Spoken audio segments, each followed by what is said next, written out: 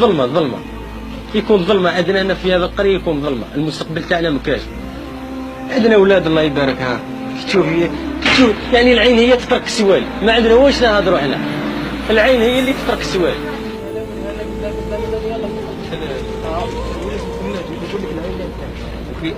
لا عندهم حتى مستقبل، المستقبل تاعهم هذا الاطفال يكون اذا ما حنتش فينا الدوله وربي هو اللي يحين احسن، ما كان حتى مستقبل.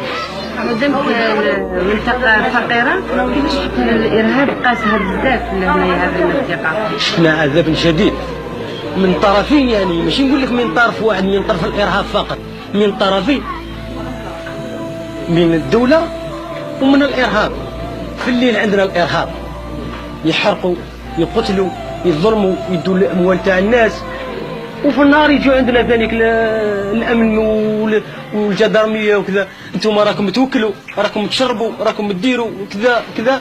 يعني شفنا عذاب شديد من طرفين، والله القسم بالله الا شفنا. يعني عندنا ناس هنا طلعوا للجبل، نقولها بكل صراحه، طلعوا للجبل ماشي بغاو الجبل ولا بغاو، يعني كانوا متنظمين للارهاب ولا حاجه، طلعوا من قوه الضغط تاع الدوله، تاع المسؤولين اللي في الدوله، ماشي ما نقولوش الدوله، كاين بعض المسؤولين في الدوله